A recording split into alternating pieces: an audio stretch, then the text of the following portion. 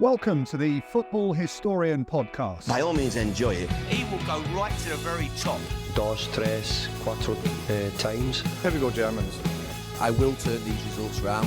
All right, that's good manners. There's animosity, but there's no fight. If you can't beat them, join them. How do you make me feel sick if I look at you? No, I want to fight here. Don't drink, don't sleep with women, don't drive fast cars. Sometimes may be good, sometimes may be shit too! Hello, welcome to the Football Historian Podcast. I'm delighted to be joined by Stephen Doan. First question I always ask, and I apologise if it comes across rude, is who are you and why are you here? Who am I? A lot of people may ask the same thing. Basically, for 27 years, I was the curator of Liverpool Football Club Museum, the club historian, or should we say, the official one for Liverpool Football Club. But I work with hundreds of other people who know far more than I do. But basically, I was brought in by the club in 1997 to create the museum from scratch, and I've just stepped down and handed it over to Mark Platt to take it forward. So that's who I am. So as you said, you're best known for being the Liverpool Museum curator.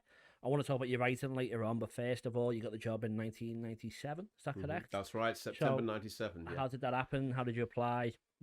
Basically, I have the most peculiar route to be the curator of a museum in Liverpool Football Club. I'm actually trained as a fine artist. I've got a degree in fine art. So, I mean, obviously, that makes you perfect work in a Premier League football club, doesn't it? But finding that wasn't really working, I got into being a historian and working in museums. So I was working in Bristol. And then from Bristol, I went to South Wales, to Merthyr Tydfil, of all places. I was working there for 10 years, having a good time, thoroughly enjoying it. But I thought it was time for a move. And I was sort of kept looking around for jobs, see what else was going around. And in those very retro, old-fashioned days where you bought the Guardian on a Monday, and that's where you had a look for adverts in that section. And there was this tiny advert, because let's face it, Liverpool Football Club don't like to spend too much money on adverts, do they? And the advert was literally minute. But Liverpool Football Club, just what's that? And because the writing was so small, all I read was something on the lines of brand new museum curator, please write. And I thought they meant please write to apply. Actually, they'd said please write for more information. Now, if I'd written for more information, they'd have sent me back some information just basically saying, oh, we need a student, somebody young who's just fresh out of college. In other words, they didn't want to pay too much. Yeah. But I was now a skilled curator. But I just wrote a letter of application, and of course, it was blindingly obvious that I knew considerably more than the other people who'd applied. So I was interviewed by the most unbelievable panel of people. We had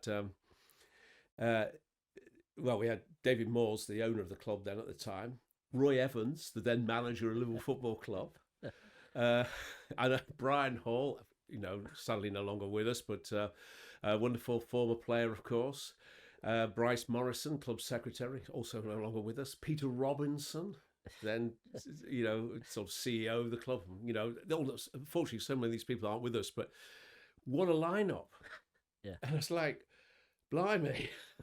No pressure, and the personnel manager of the time as well. But anyway, I got the job, and so here I am, 27 years later. Well, yeah, that sounds quite daunting, to be fair. I think good job you weren't a 19-year-old student, or who they were probably looking for at the time. I think probably so, and particularly for a 19-year-old student who loves Liverpool Football Club, I think it would have just been a case of just like, oh my gosh, what's going on. But I mean, I have to say, and it's one of those lovely stories which I've spent 27 years telling people and also questioning others about.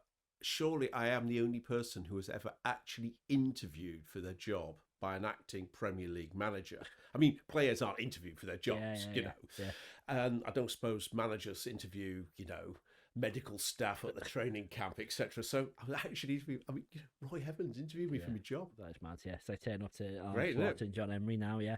Yeah. So you probably won't remember, but you helped me with my dissertation in uni when I was writing about the football history. Well, thank you very much for that again. Okay, great. Well, thanks, Paul. I was talking to you at that time, saying like you got the dream job. Is that very much how it felt while you were in it? Or was that the perfect job for you? Yes. all jobs have their downsides. There are some days when you're sitting in an open plan office and it's noisy and the air conditioning is on ice cold or boiling hot and blah, blah, blah, and there are no windows and you think, oh, I want to go home. You know, like every job in the world. But let's be honest, it has been the most incredible, life-changing experience. Yes, at the end of July, I retired after 27 years, but you don't really leave, do you? I mean, I've been going back now once a month, if not twice a month, doing some work with the foundation in the club. I'm in regular contact with Mark Platt, who's taken over in my role. I'm sitting here now talking about it. You know, it's the old thing. You can't really leave Liverpool, can you? You know, so, but no, it has been fantastic, and I wouldn't have changed it for anything in the world. That's great. And then obviously you arrive in 97. As you say, you've just handed over the reins to Mark Platt. It was the relaunch of the museum was like your last official act. Yes. So how much has the club changed in terms of history and just the club in general, so from when you first walked in to when you walked out? It's changed so much. It's unbelievable. I mean, I don't want to be negative in it at all, but to be honest with you, I don't feel personally that the club where it is now is the club that I love as much as I loved in 97, let's say. It was very much a family. You were a small group of people. Now, the club obviously has got considerably bigger. Considerably bigger means it has to run on a different way. That's correct. There's nothing wrong with any of that. There are still some wonderful people there in the club now. So I'm not knocking it. It's just that when I was there, we were literally a small group of people. And I'm talking, the chief executive. You had, the club's secretary and a few other people, Jed Poynton, who still works, even now as with the club, who was the stadium manager. I mean, there was literally about 7 of us who got together every Monday, me included. Don't ask me why the museum curator was included, but we had board meetings, so management meetings every Monday where we basically talked about the whole running of the club. And you saw that whichever manager are at least 2-3 times a week. You saw the players all the time. It was like a band of brothers and sisters, if you like. Now it's a very big organisation, so the club has changed profoundly. But it's still a wonderful place. So it's just that you can't help but hankering for the good old days in some ways. So you must have heard some secrets and been involved in some arguments in those board meetings. I'm not asking you to share them, but that's just as a fan, that must have been quite maybe eye-opening to be part of them. It was eye-opening and also very humbling in some way, because you come in, you're setting up a museum, you're the club historian, yet you're sitting in meetings talking about ticketing issues for the next big European game, or we're talking about I don't know. Also, well, for instance, a classic one, we're sitting on a Monday morning, and the then finance director, Les Wheatley, again, who's sadly no longer with us, he just said, it actually really does look like we're going to sell Fernando Torres. And I was going, you're joking, are you? There's no way we're selling Fernando Torres. He says, honestly, and he was sitting there and he said, sorry, I've just got, they've done a deal. We're all, this is crazy, it's like sort of little things like that. Yeah. But also like, one of the most unbelievable things for me was, for many years, in the days when we used to have shareholders, you had the annual general meeting, which many people will probably remember, and that was the most extraordinary day for me, because it looks like I don't know, seemed to be a bit of a favourite with David Moores, because the idea was, the top people of the club, we all went for a rather wonderful lunch in box 1A up in what is now the Kenny Dalglish, was then the Centenary stand. So we had this pre-AGM lunch, and it was seriously good, with some exceptional wine that Bryce Morrison had chosen. But David always asked me to sit next to him, and I'm sitting there thinking, why am I here? But you're being wined and dined. But this is the crazy thing: the then manager, whichever manager, they sat in the box next door. They weren't allowed to sit, and you suddenly think, why? And the manager was not allowed to join in. Now, isn't that interesting? There was this kind of real hierarchy, and I'm thinking, does that mean I'm kind of more important than the manager? Serious. But it was wonderful, flattering. And then of course there were the the parties that David threw, and these were players, wives, girlfriends, the manager and wife, and the top people only. This was a small group of people. They were something else. But I'm not going to tell you anything more than that. Yeah, I can expect that. There's a million questions I want to ask. Who's the surprise party animal? You give me a name. Surprise party animal. Actually, well, okay, I'm going to tell you a few things which are kind of fun. There was one time I was on my own because my partner lives abroad, so it often worked out that it landed just at the time when she wasn't able to join me. So I'd basically go as Billy No Mates on my own.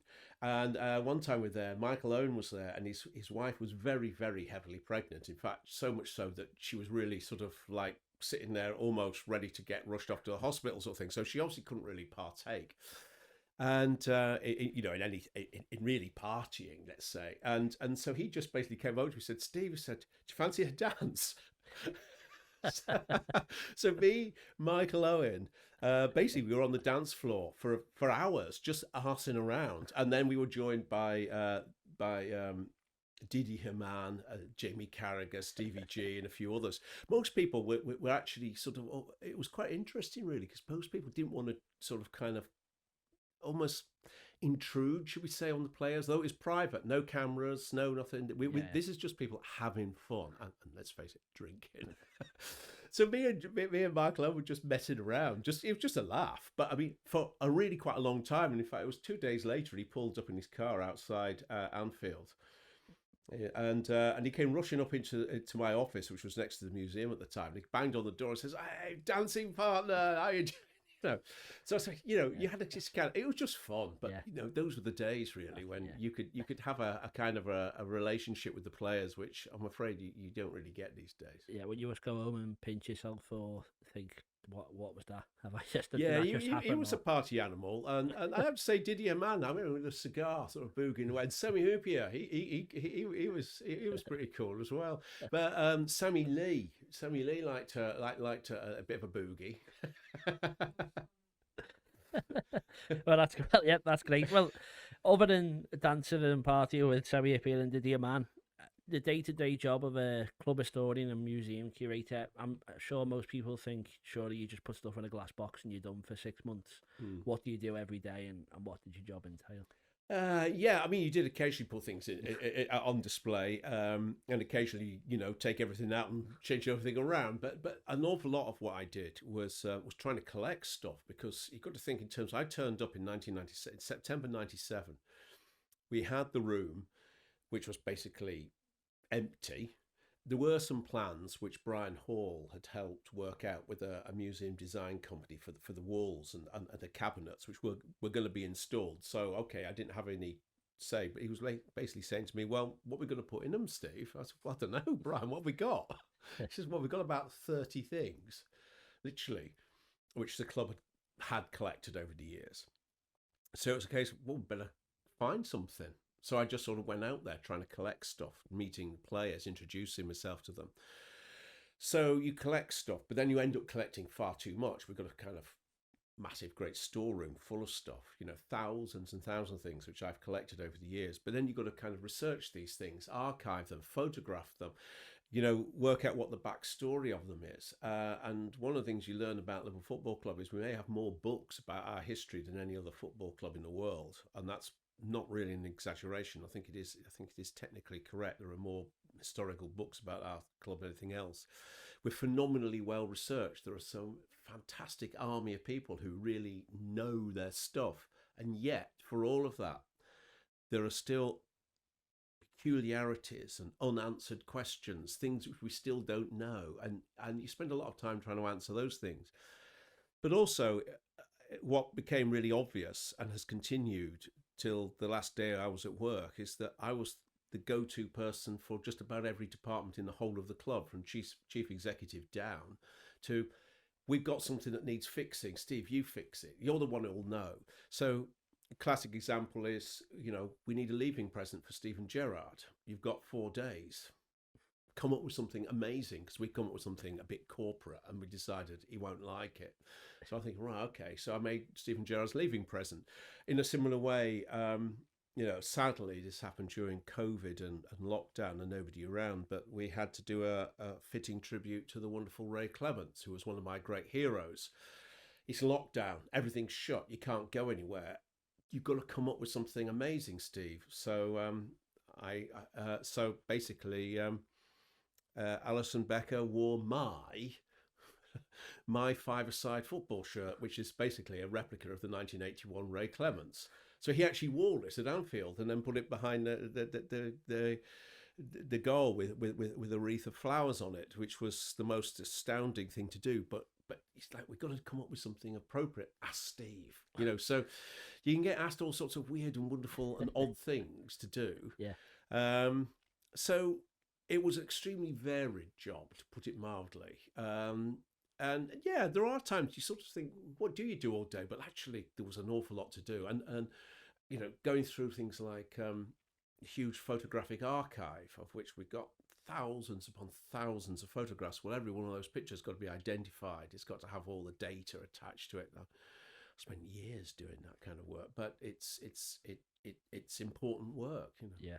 Well, yeah, sure, it was quite varied, and I was going to talk about the Clarence Allison thing later, because I remember seeing some of your highlights. But before we do that as well, I think it was Alan Shearer on the Rest is Football the other day. I think he was saying that some managers sometimes ask players to go through their club museum, new signings, and go this is the history of the club, or they prepare a book or stuff like that. Is there any players that you met who were signing you did that, and was there a particular manager who seemed to value the history above others? Yes, it's actually been very interesting looking at how all the managers from Roy Evans to Arne Slot have had different approaches, really. Roy was very interested. Gerard Houllier was amazing. Gerard was fantastic. He really had a very close relationship with the museum. Well, we had a close relationship. I mean, I loved Gerard. It was wonderful. And he was very encouraging of the players to go around the museum. Rafa was pretty good, I'd have to say. Now, it isn't what people want to hear, and it may even, I don't know, annoy people, but it might surprise people when I would say one of the most supportive and one of the warmest and friendliest and most welcome managers we ever had, an appalling fit for the club. But as a man, Roy Hodgson was unbelievable. Now, he wasn't the right manager. I mean, we all knew that even before he got the job. It was like, really? But what a nice guy. And he couldn't do enough for everyone. I mean, he was amazing. It was a shame that he wasn't right, because he wasn't right, Kenny has been phenomenal. I mean, Kenny Dalglish. I mean, come on, makes fun of you, which means you're probably getting on well with him. I tell you, but one of the best actually. I don't know. Yeah, no, I think I'll probably leave it like that. Really, I mean, it's changed in recent years. So, and I don't really want that to sound sort of critical, because the system's changed, and sort of it's a much more. Probably a little bit more scary world if you're a manager these days, So the likes of Jurgen didn't come to the museum, and his players didn't. That sounds very negative, and it is somewhat disappointing. But on the other hand, they live in this very strange world now, where I can sort of see why they were less interested in stepping out into a kind of public zone. But in the earlier years, especially, though, the players were quite good at coming around. I mean, for instance, Steven Gerrard and Jamie Carragher, there's two fantastic high-level names. They've been in the museum many times. Jamie comes around, reasonably often. And don't come much better than that, does it really? And actually, in fairness, it was a bit of a breakthrough just recently, and I don't know, others will be able to judge this better than myself, but I sense our new manager is just slightly tweaking the culture. And we had Virgil come round with his daughter the other day, just on a private visit. Now that was like, wow. But the ultimate one, this is brilliant, this. He'd retired, and I think it's perhaps a slight indictment of modern day supporters that Sammy Hoopier turned up one day. He turns up quite often, comes on the tour, just as a private, visitor. And he turns up quite often. and he loves it. And he's a massive fan of the museum and the tour. And he just turned up one day, and they were really, really, really busy. And he could see everyone was busy, and they have these kind of audio guides which they have to get ready and hand out to people to go around the tour, and they listen in. And he said, I'll give you a hand.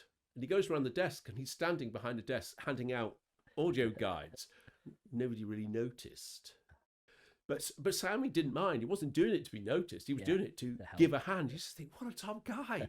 I mean, come on, how cool is that? Yeah. Sammy Hoopier has handed out audio guides to people. But we've had a fair few of younger players coming around, you know, even in recent years, quite a few. So perhaps I'd like to say more players should go round than do. But hey, you know, let's see what happens. They're all welcome, but maybe they're always welcome. Yeah. All right, well, just the last couple of things, just on your job, which obviously is quite an amazing and fascinating one. Saw your Facebook post where you announced that it was the last day and all that. You highlighted some of the highlights of your career, which firstly was quite easy for me to ask questions about. But obviously, there's some amazing things I just want to touch on. Firstly, Nessie Shankly and Jesse Paisley. But I'm sure you'll know the story from there. But yeah, just how important they are to the club and what you did with them. Well, I mean, you know, I've already mentioned how, in fact, I got the job and I was interviewed by the manager of Liverpool Football Club. So then, you know, a few months later, we get to December 97 and we're opening the museum and unveiling the statue of Shankly on the same day. So they got together as many of the Shankly sort of footballers who were still around as they could. So it was an incredible lineup. So there was I thinking, I don't believe this. Look at all these people. Oh, gosh, you know. But of course, there was Nessie and Jesse as well, you know, and I was very aware of who they were, of course, and the importance of both Shankly and Paisley in the history of this club. So my job was literally just to show them around the museum as the top guests of honour, with all these other players following behind, and all the, you know, the senior members of Liverpool Football Club following behind. You know, I thought, God, no pressure here. It's unbelievable, but they were lovely. You know, they were just lovely, lovely people. Very kind, very warm. It all seemed to go down quite well, because it's hard to believe. You know, your head is just sort of going swimming, just thinking, oh, I hope I haven't made myself look a complete idiot here. Because, you know, you're effectively telling the story of all these people's lives, and you think, you know, they might disagree. You know, but the best of it, but obviously it worked. They loved it, and then there was this astounding moment at the end. Nessie had this handbag, a bit like the Queen. She had a handbag, and she opened it, and she said, "Bill always kept stuff given to him by the supporters, and he treasured it and took it very, very seriously."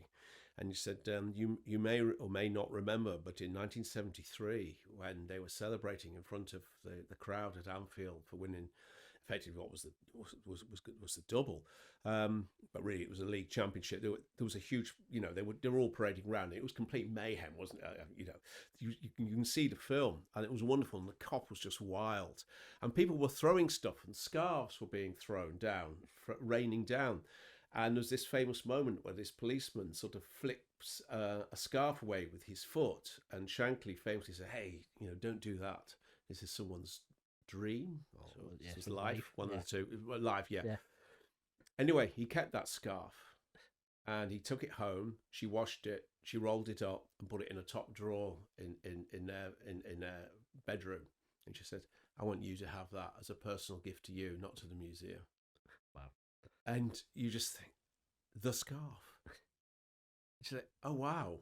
Gosh, you know," so yeah, that was pretty cool. So is that rolled up in your top drawer? Actually, it's now in the museum because it is actually technically mine. Yeah, she gifted it to me, but it quite rightly should be seen. You know, it has been seen over the years in the museum because it's just such an important object, isn't it? But yeah, how wonderful is that? That's amazing, yeah. And then just one last quick thing. There's so many things I want to ask, but here, Istanbul trophy. Off you go.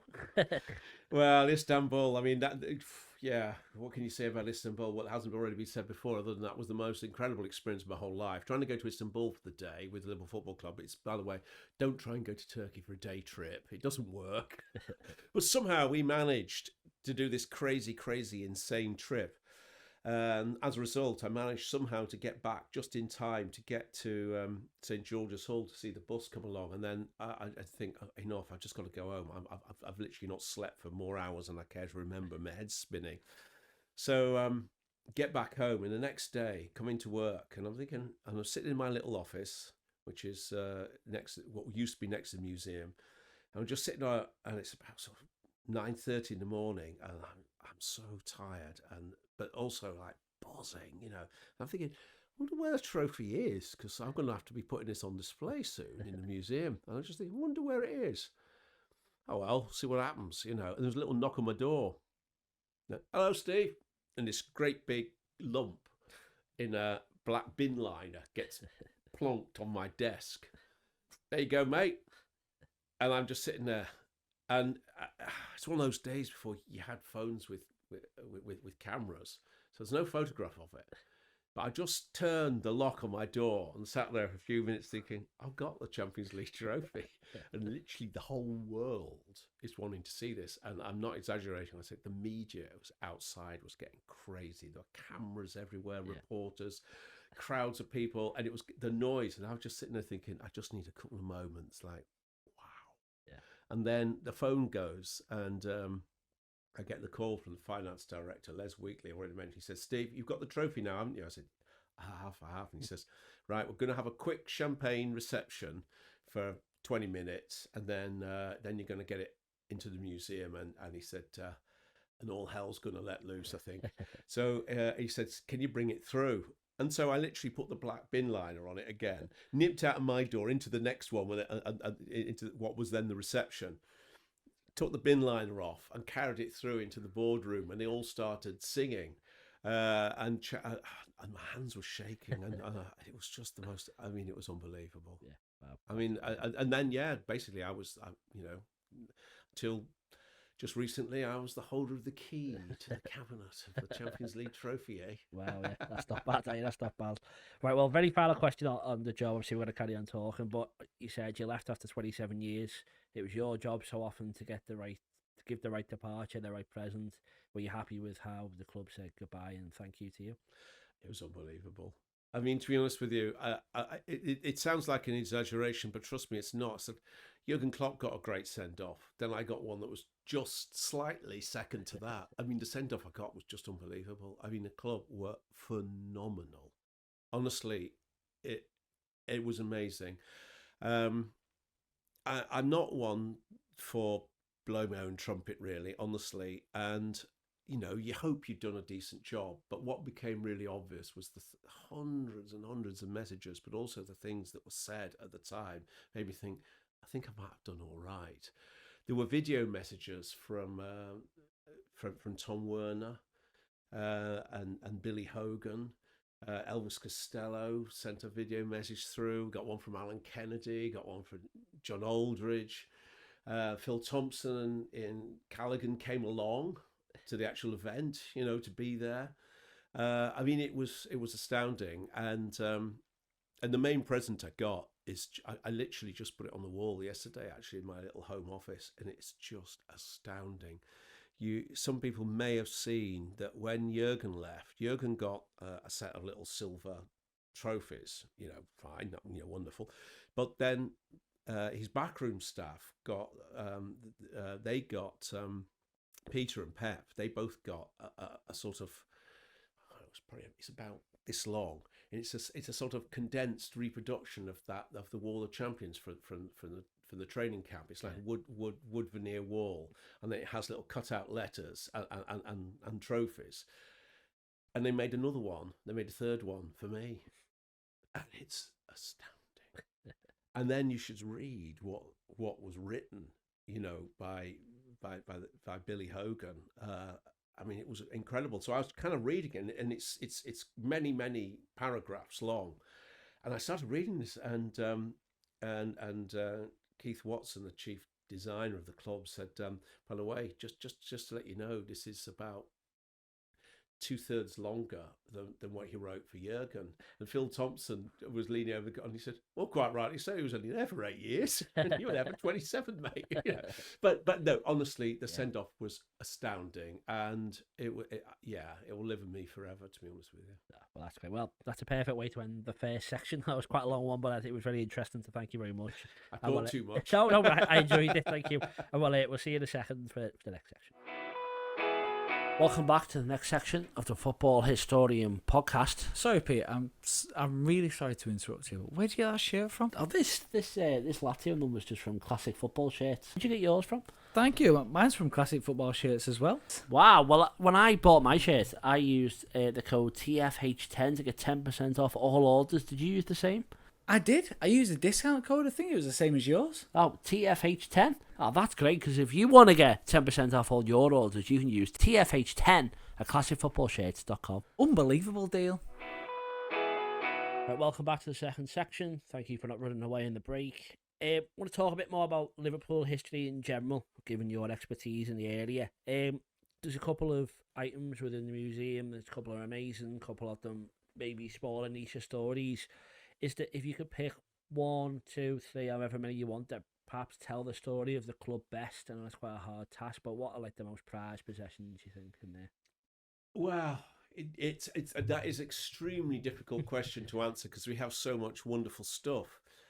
Having said that, there are a number of things that I still think really, if you like, they really explain something about what makes Liverpool Football Club special. I mean, I know every supporter thinks their club is the special one. Of course they do. For me, one of the great moments was when one of the sort of the missing objects, which I dreamed still existed and we'd be able to put in the museum, did actually turn up. And it's what we like to call the Curlet Cup. The Curlet brothers were responsible for making it. And this is a truly remarkable object. I mean, let's be frank. In real terms, it's a piece of junk, in inverted commas, because it's a plastic vase, and not a very beautiful one at that. And it's got a bit of a wooden knob from the top of the newel post of a staircase on it, and it's been crudely slapped with red and white gloss paint, and had photographs cut out of the Liverpool Echo and stuck on it.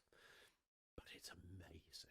It is truly remarkable because, of course, this is made by fans.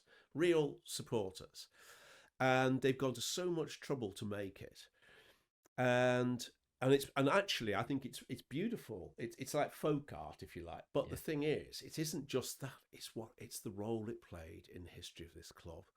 So there we are in 63-64. We're about to win the First Division League Championship under Bill Shankly. This is such a big moment. Shankly has done it. But we also know in advance that the First Division trophy, the old lady as we like to call it, isn't going to be able to come across from Goodison Park to Anfield in time for the players to celebrate with it. Don't ask me why, but hey, there you go. But it was known in advance. So they're going to celebrate winning the league with nothing. So the Curlet brothers just come along to the Cop and just think, well, at least we can wave this around, it's a bit of fun. So Ron Yates sees it, bring it down, and the players celebrate on the pitch at length with it. They're photographed afterwards with it. There are loads of photographs with the players with it. There are more photographs of the players with this than with the actual old lady trophy. Fantastic. No one thinks it's weird. No one thinks it's embarrassing. Nobody thinks, photograph of a heap of junk. No, absolutely not. Far from it.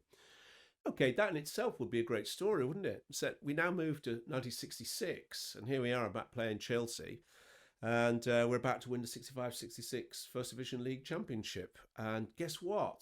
News has already come through in advance that Everton, who've got the trophy, are not going to be able to get it across to Anfield in time for them to celebrate.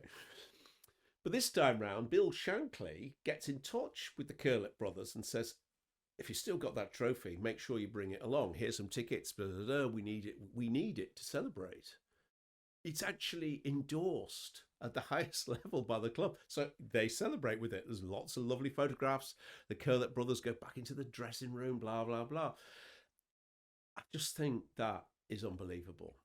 Yeah. I mean, I just think, what top football club in the world would actually honestly celebrate like that And no one thinks it's stupid or daft or ridiculous. Far from it. In fact, if anything, again, there are more pictures of Shankly with the Curlet Cup than there are actually with the piece of silverware itself. And I just think that says everything about this wonderful club and its supporters, doesn't it? Yeah, but was that easy to track down? Were they happy? They tracked me down. They tracked me down because I honestly, it was just one of those things. I thought, and then I suppose the other object, it's a tiny, tiny, tiny little medal. And we're really talking very small, and it's worn smooth. It's been handled thousands and thousands of times. And this was awarded in 1892. And, I suppose 1892, 93, I suppose. At the end of our first ever season as a football club. And it's a local reserve winners medal. And the guy, McNally, who got it, he never played in the first team. He's a player, really, you could say, of no consequence. No one remembers his name. No one talks about it. This particular competition, it's a minor competition, but we're a brand new football club. And the reserves have won a medal. And this guy's been given this little medal. And it's so obvious that was something of such importance to him and his family. It's been worn smooth. It's been handled for years and years and years and years. And this was, again, just brought in to the museum. And I remember looking at it and thinking, this is incredible, because if this McNally and his teammates, again, most of whom have been forgotten, if they could know where the club went, having won that reserve league, they were obviously quite sure, we've done all right, wow, but look where we've come from. And I just think that humble little object just sums up, if you like, all the hopes and dreams that the likes of Holding and McKenna and Barclay had when they created Liverpool Football Club. But could they ever have really imagined where we would have got to? But, so I think that's an important object, I think. Yeah, that's pretty special. A lot of people who like Liverpool know Bill Shankly, Bob Paisley, Kenny Dalglish, Steven Gerrard, Jurgen Klopp. Maybe a tough task for you, but is there another name that maybe isn't as widely appreciated or known that you think can be, maybe not up there with them, but maybe the step below, or if you think they're as good as them? Well, my personal feelings are there are huge numbers of personalities in the club that should also be mentioned as like household names. The one I think immediately comes to mind is Tom Watson. Now, Tom Watson was our manager, and Tom Watson, in fact, was the manager who won us our first championship title in 1901. He won us another one in 1906. He made Liverpool a big club. But also, Tom Watson was something really special. And unfortunately, I think it was TB that took him away far too soon. Sadly, he died. But he was from Newcastle. In fact, Tom Watson, an extraordinary career. He's the one who put the two Newcastle teams together so they became united. Hence, the reason why they're Newcastle United, because they had Newcastle South and Newcastle North. But also he went to Sunderland, which is somewhat controversial if he's from Newcastle. But anyway, he then had this incredible team, the team of all the talents that I think they won 3 league championships in a row. They were astounding. Sunderland. He was the best manager in the world. There was no one better. And you've got to think again of the ambition of Holding, McKenna and Barclay. They wanted Liverpool to be the best, and somehow they convinced this guy to leave this incredible team that was running beautifully, was running like clockwork and winning, and he would have commanded a very high salary, and they got Watson to come to Liverpool, and it just transformed our fortunes completely. And I think Watson, it was taken away too soon. He died young. It would have been interesting to see what would have happened if he could have lived longer. But he's a name that we should really, really all think about, because it's all very well talking about Shankly arriving and reviving Liverpool Football Club. He revived us. He didn't create us. He revived us. We'd been in the second division, pulled us out. Fantastic. Look at Paisley and everything he won. Yeah, but none of that could have happened unless the team had started to become a great side. So Tom Watson's a name. But there's another name I also will throw out, and I've mentioned him earlier, Peter Robinson, PBR, as he was known within the club. Peter Beckett Robinson. He was basically club secretary and ended up being a kind of chief exec. Title doesn't really matter too much, but basically from 65 till 2000, I mean 2001, I forget exactly. I think it might have been 2001 he stepped down. I mean, that's astounding. The longest serving administrator in any football club in the world, any serious football club. And he is very much behind this much talked about kind of the Liverpool way, the way of doing things. He was very well spoken, very quiet way of sorting things out. But when you think from 1965 and all the managers that he was helping to run, helping to fund and finance, helping to do all the transfers in and transfers out, Peter was very, very important indeed, and he's very much in the back room, not very much in the public eye. There aren't even really so many photographs of him, but a really important character, and kind of knits together that wonderful period, if you like, from Shankly to Gerard Houllier, and you think of what this club achieved during that time. It's astounding, isn't it? Oh, yeah, but yeah, they're two great names, and thank you for not just saying like Sadio Mane or something like that. That was a lot more interesting to think. I want to ask about, obviously, recently, someone you mentioned before, Ron Yates, passed away. Sadly, a lot of Shankly's team have passed away. When something like that happens, as you did with Ray Clements, I think the club does a good job of honouring these people. I was looking back though, it was 94, the last stand of the Cop. They had all the old players coming out on the pitch, like Billy Liddell, Albert Stubbins, player like that. I don't know whether I'm just putting an opinion on you or whatever, but do you think that too much is done for players after they pass away? And like, could there be an opportunity where Ian Callaghan, as you say, he's got to be remembered as the club legend? His legacy will be times by 10 when he passes away. So I'm not wishing that happens anytime soon or anything like that, but could more be done for current legends to let them know how loved they are by the club? I completely agree. And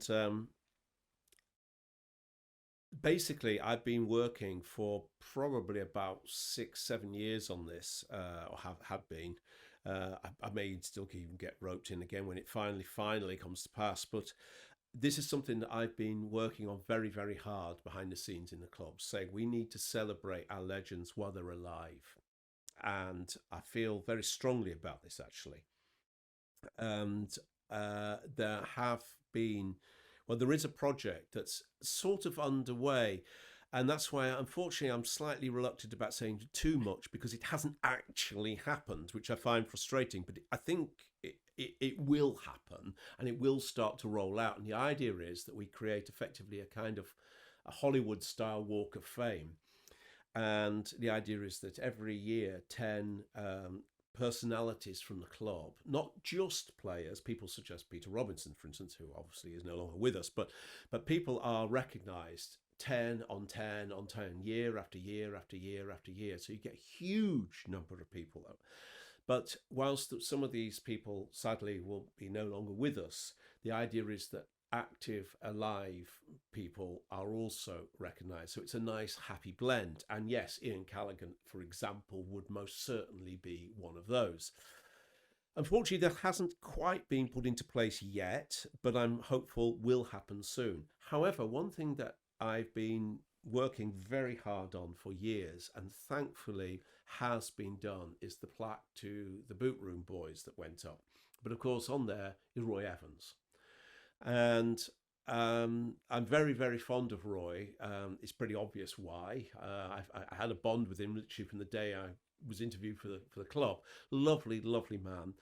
And I really made it known to the club, I do not want us to be paying tribute to Roy Evans when he's not with us anymore. And I said, and he was part of the Boot Room, an important part.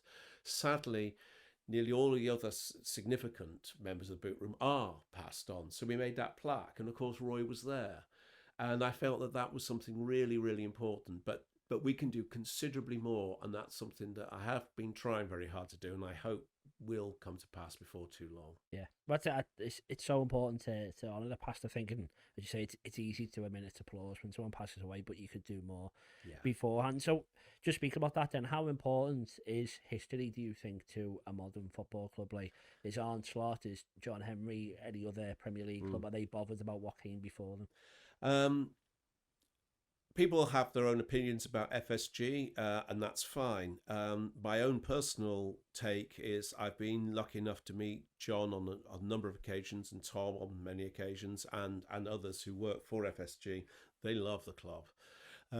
It should come as no great surprise. I mean, they're Americans. Americans are completely bonkers about history. I mean, anything that dates before 1900 is ancient history. And I'm not being horrible when I say that, but the new world does tend to be a bit kind of overexcitable about history. So, and they get it. And I'll give you a lovely example about that. On the day that, or the day after, I think it might be the day that they took over the club, I had to show them around the museum, walk them around. So there it was with John Henry on one side and Tom Werner on the other. And there was the really important moment. In those days, we had a little section on the early days of the stadium itself. And there was a picture of the Archibald Leach period when Anfield was being reconstructed, and the old main stand, and it showed the concrete structure of the main stand. And I said to them, this still exists, and it's the oldest pre-stressed concrete structure that survives on planet Earth. The two that predated it were destroyed in World War II. And so this is now the oldest. I said, but this system is basically the system that's now used even now for modern buildings. All skyscrapers, everything, the Liver building used the same, basically pre-stressed concrete beams, and you clad it. I said, this is the foundation of all modern buildings. I said, now, if you build a new stadium on Stanley Park, what are you going to do with this? Because it's ugly, it's not beautiful, but you're going to knock it down. And they looked at me and said nothing. And a week later, the architects were brought in, find a way of extending the main stand. And that structure still exists to this day. I effectively put in their mind the history, and they preserved it. And I think that was a good day's work on my side. So history is really important. And I'm going to say it because what the heck. A good friend of mine, Gary James, he built a beautiful museum at Man City. And he's a historian and a very, very decent, honourable man who really, really, really loves his club. And he understood the history of Man City right back from its foundation days. He was there, through all the grim years when they didn't win much, but he celebrated and loved it. It was a beautiful museum. And then, the current owner stepped in, basically called him into the office and said, take everything away. We're shutting the museum down. There is no history before I arrived. Now, okay, that's his opinion, and he owns the club. There will be a new generation of people growing up, loving where Man City are now. But there's a huge army of decent people who supported their club thinking, so Colin Bell never existed then, for example, just to name one. Yeah. And I feel personally that is wrong and sad, and I don't think in the long term that will play out well. But hey, each club does what they want to do, and that's that. But I'm delighted to say that this club, since 1997, has been passionately fond of its history, and I've been called upon endlessly to find ways of helping get that history out, and I don't see that changing. Yeah, but good from a Liverpool fan's perspective, but obviously from a Man City fan and maybe anyone else who doesn't do that, there's a lot of ground to be made up. Very last question then on Liverpool history stuff. There's a lot of things that are missing from history. I wrote the book about Tommy Lawrence's 66 Cup final medal. The family don't know where it is, stuff like that. Is there one piece, one item, something that you were trying the hardest to track down and never managed to find?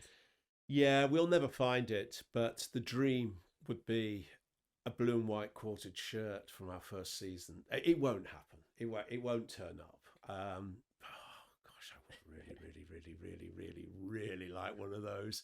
We have a replica, but no, that won't turn up. No, I mean, no, there are things that are missing, but you know, it's amazing though. Over the years, things do turn up, and you slowly tick little boxes, and we are ticking an awful lot of them, but I think it's probably stuff from the very, very early years where we are the weakest, and it would be nice to have more stuff from, let's say, pre-1914 would be nice. You know, we have stuff, we have some medals and things, but and we have been able to fill gaps. But I think the dream though would be a shirt from the first season. Another one won't happen, but we did famously for one season wear a red and white vertical striped shirt. That's never going to turn up. I want to half like one. It'd be great, wouldn't it? But it ain't going to happen. But there's also things like, for instance, players from the 60s were notorious for not keeping stuff. I mean, they just weren't interested. And, you know, it'd be wonderful to have a pair of Ian Callaghan's boots, or Roger Hunt's, or Ian St. John's. The players didn't or don't have them. They don't and haven't, you know, just thrown in the bin years ago. Yes, something like that. From the 60s. A pair of boots from the 60s would be really nice. But 70s, we've managed to get a few, but 60s ones are really raring in hen's teeth. So anyone at home's walking around in some Ian St. John's boots? If you've got Roger Hunt's boots from 1966, please let us know. All right, that's good. Well, thank you again. Very fascinating stuff. We'll have another quick break, and then we'll come back in a second, having more of a chat. Hi, I'm Warren, the producer for the Football Historian podcast, and we're here today to talk to you about the Patreon subscription. Yes, so for just £1 a month for the first 100 people, there's a lot of benefits that you get, and I think £1 is a terrific deal. Pittance, yes, £1 only, and you get early access, which means at least 24 hours before everyone else gets the episode, you get to watch it. There's also an extra section, we call it the Football Historian Podcast Extra Time, and we ask all the questions to the guests that no one else gets to see unless you're a patron. And on top of that, you're the ones who get to ask the questions. You send them in, we tell you which guest is going to be coming and sitting in this chair. You ask them, we record it, you get to watch it. No one else does. On top of that, we do a monthly special. We did one last night. It was a quiz. You were there. Yeah, bedlam and great content. Yeah, so hopefully you can watch that. As I said, we've got a round on Linvoy Primus or Lionel Messi. We've done mastermind stuff, all that. That's going to happen every month. The bigger this grows, we're going to do it even more regularly. Hopefully it'll be once a week. But we need your support. So to do that, £1 a month for the first 100 people. Your early support will be rewarded. From then on, it's £3 a month if you want to support us. If you want to pay £5 a month, you get all that we've just mentioned, but you get a poster. Warren will sign it, I'll sign it, all the lads. We'll get a few of the guests to do it as well. We'll send that out to you. And then for £10 a month, you get all that, the poster, all the early access, and you get a free copy of any of my books. So I've done one on Billy Liddell, Crossing the Park, Tommy Lawrence. They're all worth at least £20. For just £10, you get a copy of the book, all the stuff we've already mentioned. We'd really appreciate your support. We cannot do this without you. This really is a passion project, and anything people can put into it goes straight back into it. We don't take a wage. We're doing this for free. We're doing this because we enjoy what we do. That's it. It all makes the content better. And I say from just £1 a month, you can make our dreams come true. Thanks for the support. Enjoy the rest of the episode. Right, welcome back. Third section. Bit of a gear change here. We're going to talk about your books, and obviously the first thing is just you're obviously so involved in Liverpool history and football. To then be someone who writes crime mystery novels from the 40s, 50s. Like, is that always something you wanted to do? Is that your passion? Is that football a passion? You know, how does it all mix up in your head?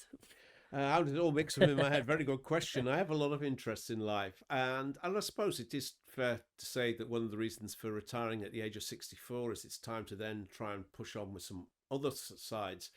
So yeah, since 2006, I've been writing a series of crime detective novels.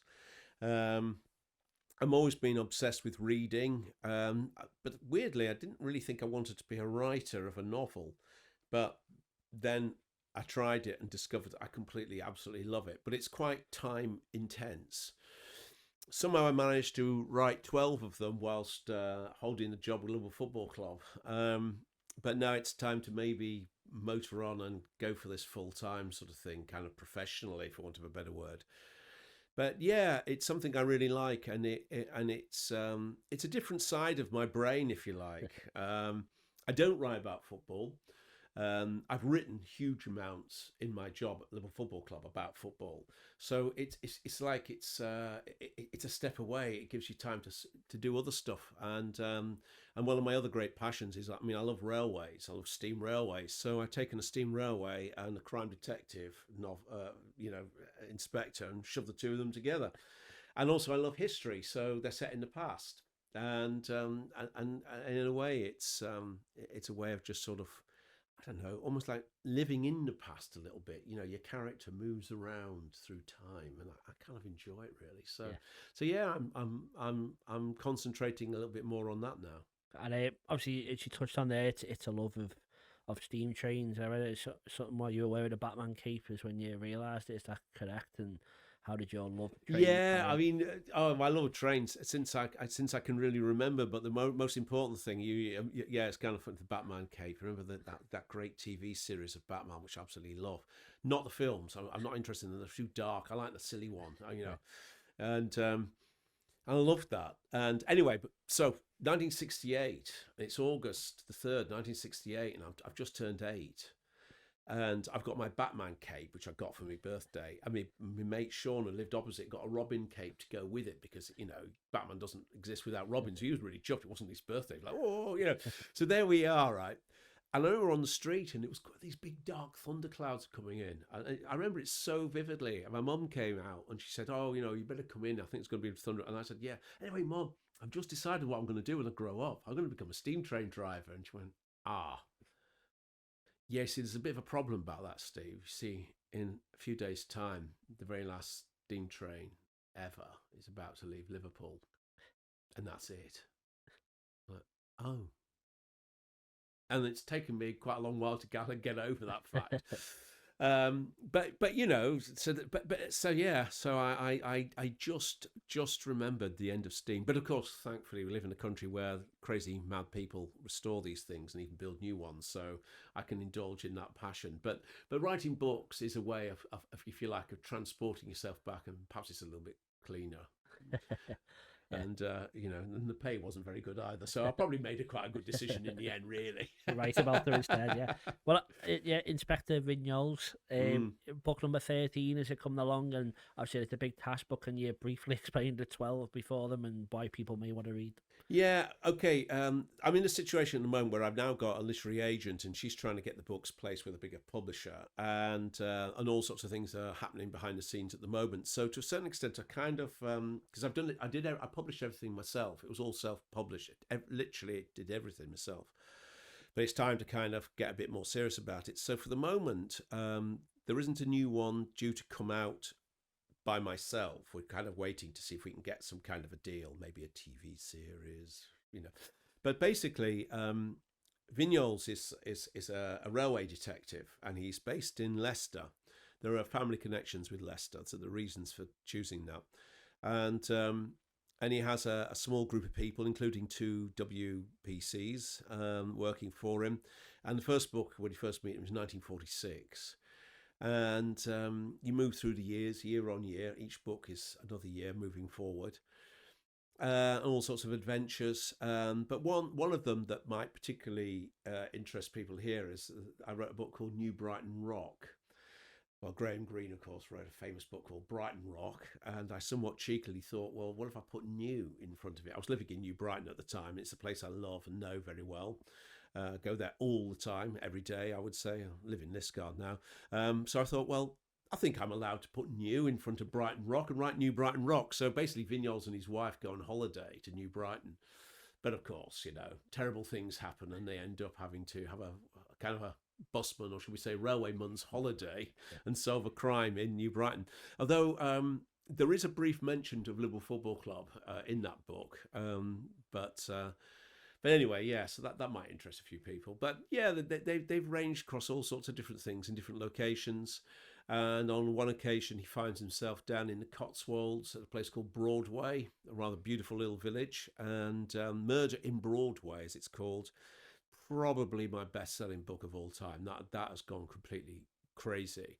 And currently the most recent book is one called The Signalman's Daughter, which has also turned out to be a massive, massive success.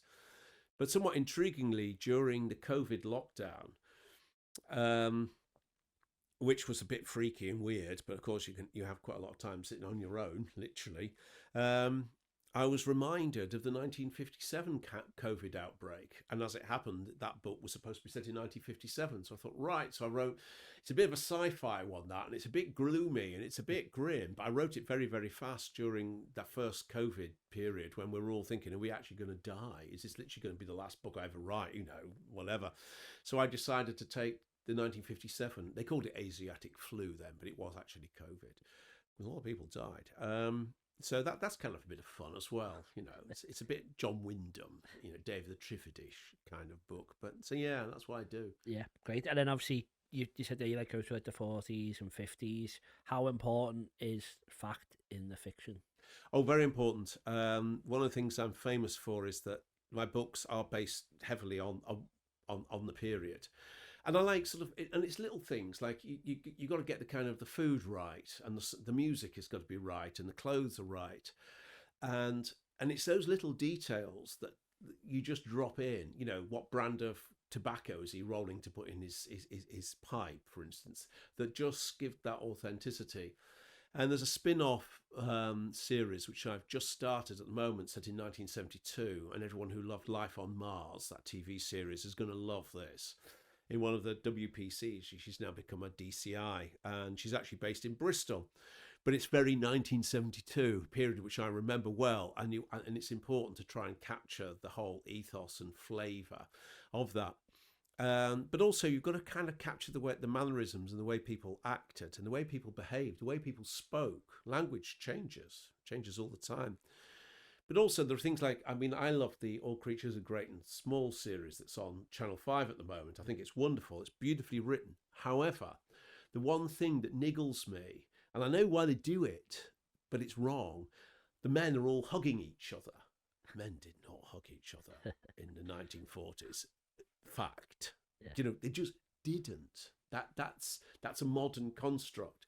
Now, it's a small detail, and everything else is beautifully put together, but it's just like, they just wouldn't do that. You just wouldn't. Yeah. And I think it's, hands were shaken, it's very, very formal, and I think it's important to show how things then change as the years move on and how people change their way of interacting, Anyway, but facts are important, yeah. Yeah.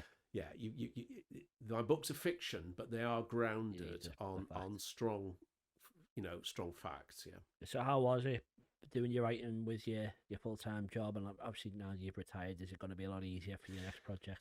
Yeah, it is. It's a lot easier. You've got a lot more time. I work part-time in latter years with Liverpool Football Club, partially for that, because then 2 days a week or 4 days a week, even Friday, Saturday, Sunday, Monday, Thursday, Friday, Saturday, Sunday, I could focus on other things. So I kind of got the two balanced. But yeah, looking back, I'm not really quite sure I managed it, because I'd literally wake up very early in the morning, write for an hour, then go to work, and then go to work, come back, and then try and write another hour sort of thing. And somehow I managed to get all these books out.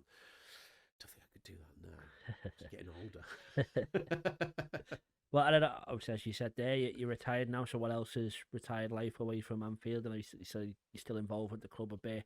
What do you do there? What are you doing elsewhere? Yeah, it's like you can leave Liverpool, but you can't really, can you? So I'm delighted and absolutely thrilled by this, that I'm working alongside the absolutely wonderful Emma Case, daughter of Jimmy, of course, with the Liverpool Foundation on this monthly event we have, where we basically get sort of older or people who are members of the community, or people who are perhaps a bit isolated, people with memory loss issues. We've had a deaf community group coming in and everything. And we basically use a bit of history, interviewing former players such as John Barnes, for instance, and other activities, and a few objects which trigger memories, and get people basically talking and interacting. And I absolutely love it. And I think this is this feels very right, because it feels like I'm kind of using some of my history angle and objects from the museum, but actually you kind of just, I don't know, helping people in the community have a more enriched and fulfilling life, and the foundation is brilliant and wonderful people there, so I really enjoy that. So yeah, I'm keeping my contacts with the club. But people always say to you, when you retire, you actually you wonder how you ever had time to go to work, and it feels a little bit like that. Literally, I've got so many things to do. I mean, I build a model railway as well, so it's like I write, I paint as well. I'm also a painter. I also like doing gardening, so I mean, I've got tons of things to do. Well, thank you for fitting us in. I appreciate it. No problem. All right, well, we'll have a final break, and I want to do some of the more customary endings to this podcast. We'll see how you fare in them. But last final break, and we'll see you in a sec. Are you looking for a Kazakhstani football team to support? Then I think FC Keme is a team you should support. Do you agree? Growing up as a child, I always had FC Keme posters on my bedroom wall. Well, and all the children of the Kazakhstani future will have FC Keme posters on their wall, because FC Keme is the team to support, and because of that, Tom has made us a chant that we're all going to follow. So, up the Keme, up the Keme, up the Keme. Make sure you follow them on all the social medias. All the posts and all the things you should follow will appear below us and right here. You should be a supporter of FC Keme. Live, laugh, Keme.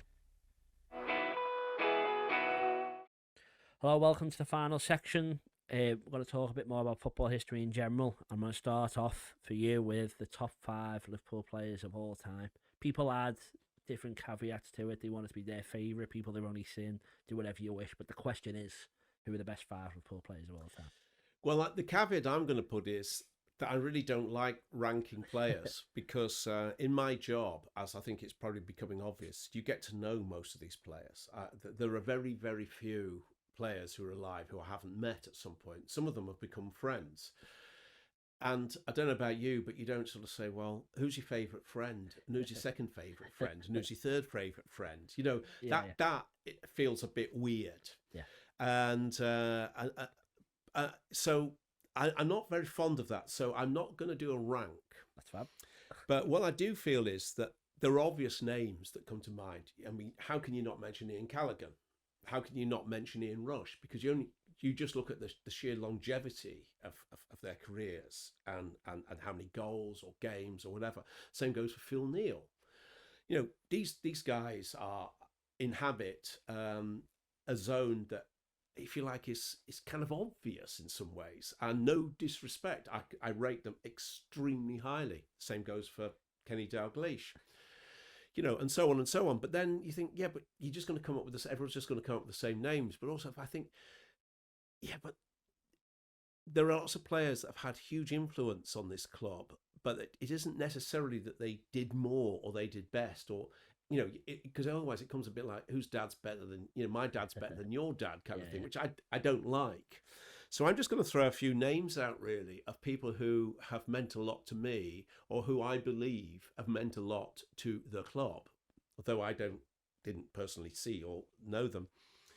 I mean, for instance, one of them, name I would say, is Gordon Hodgson. Now, Gordon Hodgson, if I could go back in time, I would love to have watched Gordon Hodgson play. The great Roger Hunt, fabulous player, wonderful man, really, really lovely man. He famously broke Gordon Hodgson's record. This was a big, big moment for the club. But the point is then, let's deflect that back. Gordon Hodgson, what an incredible guy. He not only was a fabulous footballer for Liverpool, but whilst he was a footballer for Liverpool, he played cricket for Lancashire, and he played basketball for Everton.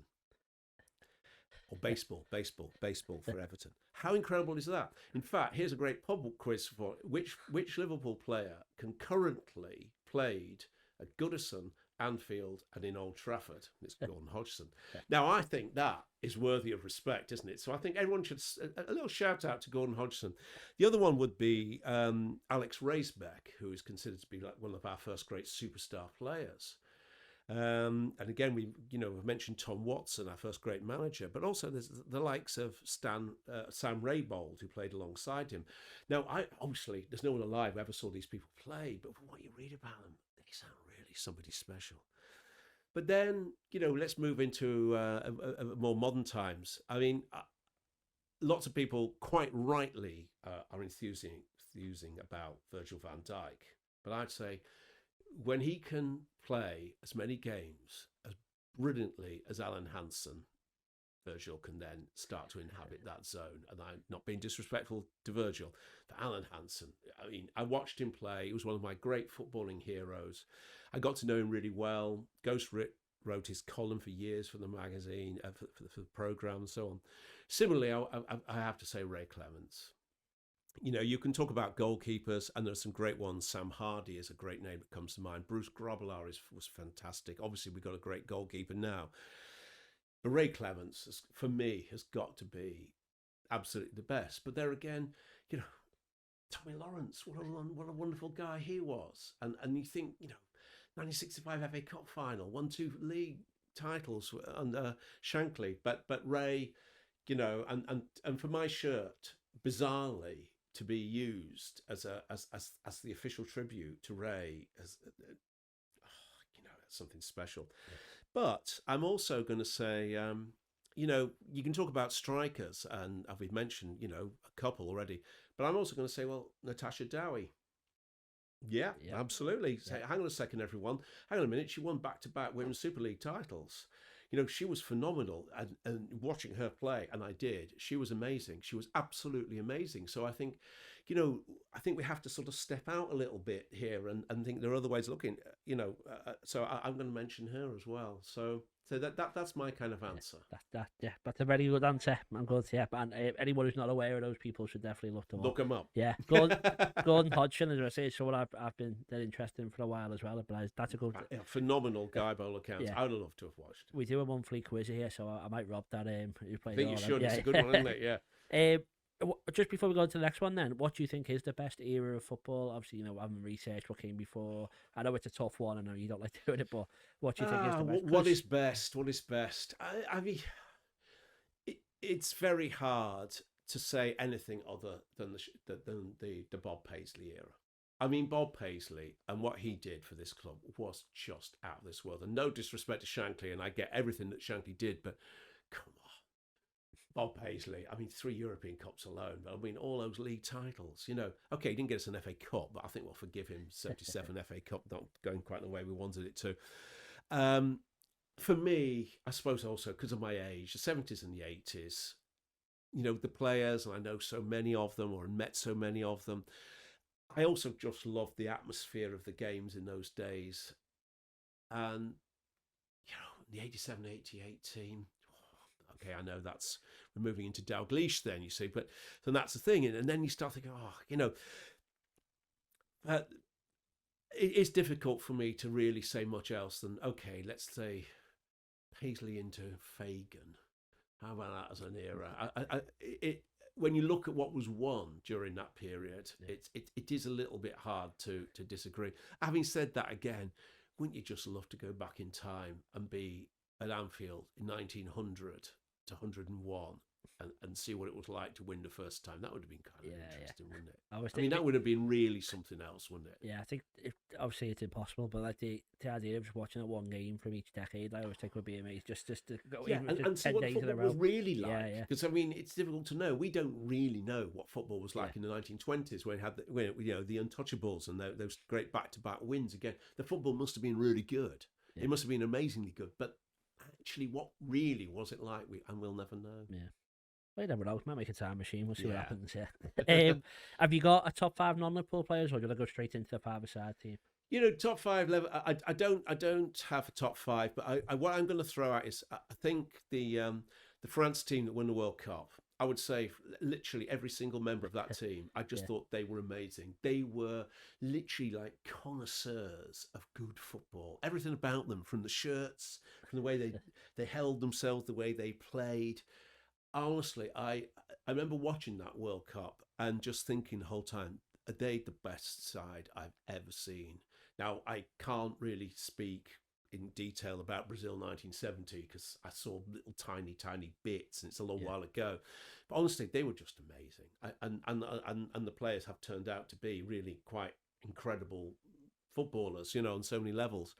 Going to offend people deeply, including myself, but somewhat reluctantly, and against everything. It drove us mad. Couldn't stand him in a way, but Eric Cantona was amazing. I mean, he really was amazing, and you can't say that he wasn't. Yeah, he broke our hearts. He played for for Man United, but my God, he was good. Giga Hagi, what a player! I would honestly say I watched him twice play for Romania, and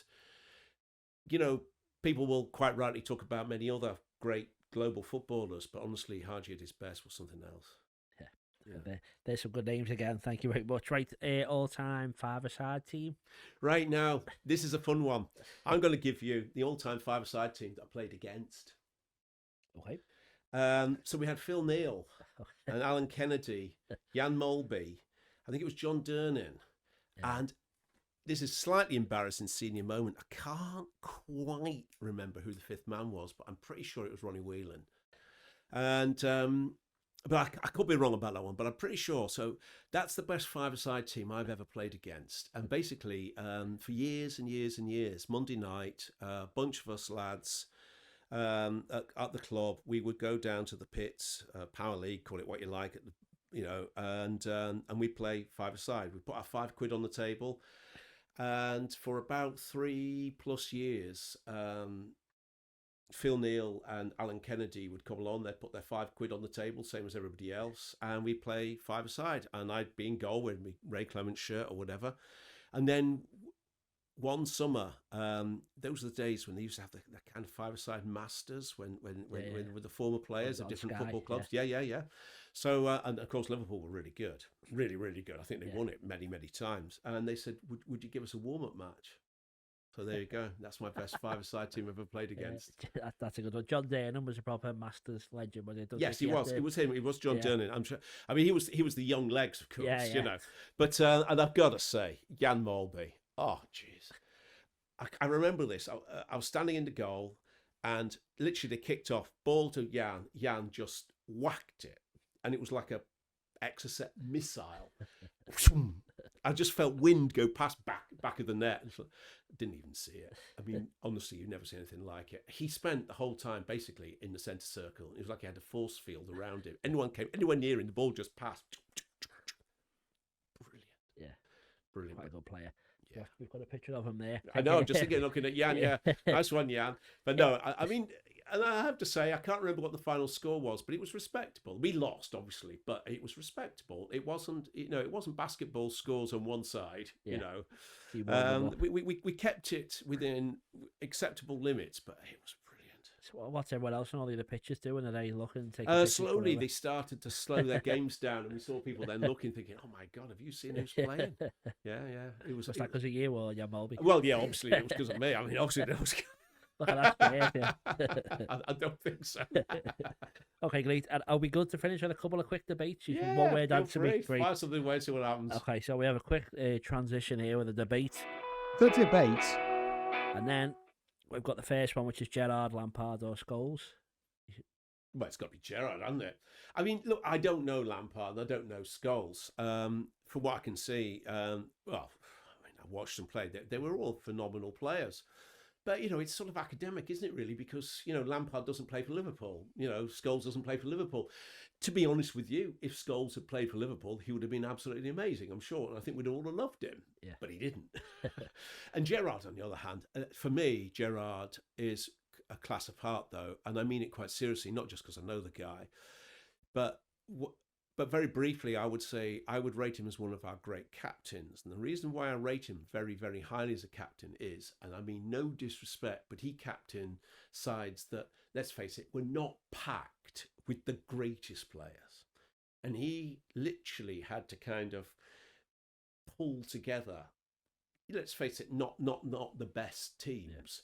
And get incredible results. And I would say the 2006 FA Cup final being a wonderful example of a captain who literally laid himself on the line to try and get us over the line. And Gerrard all the time. Good.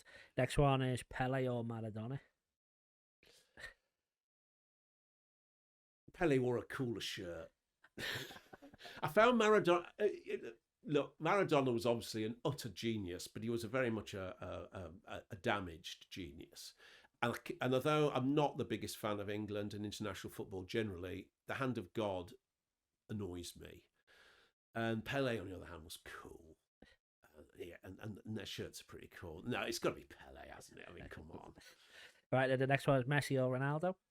Can't stand either of them. Ronaldo I find utterly irritating, and Messi looks like a bank manager. Having said that, I don't know either of them. They're probably absolutely wonderful guys. They are unquestionably brilliant footballers. I don't know, really. I don't really have a feeling either way. I mean, I think you have to say respect to both of them. They are just utterly amazing footballers, but they don't really come across as people that I feel have any emotions about, really. Yeah. I feel a bit like I don't really care one way or another. That could be your answer if you I wish. think my answer is I don't really have any particular feeling. I find both of them really annoying to watch, and in fact, no. My final answer is my best Messi moment for me was when we utterly destroyed Barcelona, and Andy Johnson, Andy Robertson. Robson. Yeah. God, my brain's going. Andy Robertson. I love that moment. Andy Robertson just tousled his hair and he was totally pissed off. And so I think, let's go for Messi having his hair tousled. That's my highlight moment of the two of them for that's me. That's fine. Okay, that's good. If Messi and Ronaldo are the best players of the last 10, 15 years, do you have someone who would be third place behind them or possibly even above them, given the distaste you have for them? It's very hard to say, really, isn't it? Because there are a lot of extremely good players in the world, and it depends on which position they're playing in as well, doesn't it? Yep. And so each position isn't comparable. So you can, if you compare strikers, it's like who scored the most goals, perhaps. But then if you compare defensive players, it's a different kind of play, isn't it? Yeah. So it's very, very, very hard, and so I actually don't really know how to answer that one, because I don't really think players don't really compare, because it depends on what they're doing. Yeah. So if you're a great lover of quality defensive play, any name you come up with is going to sound a bit weird alongside Ronaldo. Yeah. You know what I mean? So I don't know, really. You can say pass. Yeah, I think I am going to pass on that one, because I just don't feel. I just feel that sort of comparison doesn't really work. Yeah, that's fine. Absolutely fine. So there's two left. One I've prepped you on, one not. But the greatest manager of all time. Greatest manager of all time. Well, I actually coined the phrase the greatest manager of the greatest manager of the 20th century is Bob Paisley. In the 20th century, I don't think in top football any manager achieved more than Bob Paisley for any club, and I don't see any reason to change that opinion. Now we have to admire Sir Alex Ferguson. I mean, you have to, and God knows he drove us mad at the time. But you know what? You look back and have to say, but respect to the guy. So I would rate Ferguson very, very highly. You have to dig deep when you say that, but I think we have got to say. But I do genuinely think Paisley has got to be rated as one of the absolute great managers of all time. But I'm also going to give out a mad shout out. I'm a real Brian Clough fan. I mean, bonkers, mad as a box of frogs at times. But you know what? I thought what he did. When you think what he did, with two teams that, let's face it, weren't exactly the greatest in the world, and yet what he managed to achieve was astounding, wasn't it? I mean, what he did with Forest was incredible. But he's not glamorous, and he's not international, and all of that. And Ancelotti, what a great manager. Yeah, we could mention Pep Guardiola, but perhaps I won't. I mean, he's a great manager. Yeah, but we don't love him, do we? No, I'm going to say Paisley, and I am going to also say an honourable mention to Sir Alex Ferguson, because I think we have it. You can't be a lover of football and deny what that guy did. Yeah. And I know his work better than I know work of managers in other countries around the world. You know, so I feel that I can judge better. And you have to admit that no matter how much it hurt, we were sitting there thinking, oh God, you know, how good was he? And man management, he knew how to buy in, and he knew when to get rid, and he was ruthless, and he was brilliant, and he wasn't ours. So Paisley's the answer, which is great. Paisley. Great. Over Bob. And then the last question is, who's the greatest football team of all time? So I'd say it could be for the game, it could be for a season, a tournament, 10 years, 5 years, whatever you wish, but who is the greatest? It is extremely hard, that one, isn't it? I think the 87-88 Liverpool was just, I mean, you know, we mentioned Pele and Brazil and, you know, whatever. And of course, there's that famous quote about being better than Brazil. I mean, I don't know if I can really truthfully make that comparison because I've not seen enough Brazil. But my goodness me, they were a well-oiled machine, weren't they, in 87-88? Yeah. They were beautiful. I watched them and loved them and admired them and got to know many of them. And that, you know, as a Liverpool supporter, being able to watch them, it didn't really come much better than that. Now, that doesn't mean to say that there aren't millions of fans out there all watching their great teams over the years who might be shouting and screaming and saying, but did you see this? Did you see that? What about Ajax? What about this? What about that? You know, blah, blah, blah. But again, you've got to remember, when you talk about other teams, how much of them did you honestly see week in, week out? You know, highlights are one thing. Everyone can put together highlights and it looks amazing, don't they? I'm sure someone put together highlights of Sean Dundee and convinced us to go and buy him. But you know what I mean? But I'm talking about how much did you actually see week in, week out on those days when it's not a glamorous game and it is raining and it is a bit cold, it is a bit gloomy. Are they still turning it on? 86, 88, they turned it on. So my gut feeling is I'd like to go for them, really. That's great. Well, that concludes our chat. Thank you so much again for coming into the garage and speaking with us. Have you got anything you want to plug, anything you want to share, people who are watching to go and have a look at, please? Well, I suppose the only thing I would say is if you do think a crime detective novel is your cup of tea, I have a website where you can get any of the books all signed, come from my house, signed personally by me. And it's just basically inspectorvignoles.com, you know, so just check it out and see what you think. If there's anything there you like, I'll send one out to you. All right, that's great. Well, thank you again so much. It's been very interesting and, as I said, very apt for this podcast. And then just to thank you again, you helped me when I did my dissertation, and it was quite a source of inspiration to do stuff like this continually. And obviously nowhere near with the levels you went to, but obviously someone like you giving time to people who are in uni says volumes for the man you are as well. So thank you very much. Well, it was a pleasure. It's what I'm here for. My job is to try and share knowledge. You shouldn't keep it to yourself. It should be shared. All right, that's good. Well, thank you so much. No, thank you. Well, thank you for watching at home, and we'll see you next time on the Football Historian Podcast.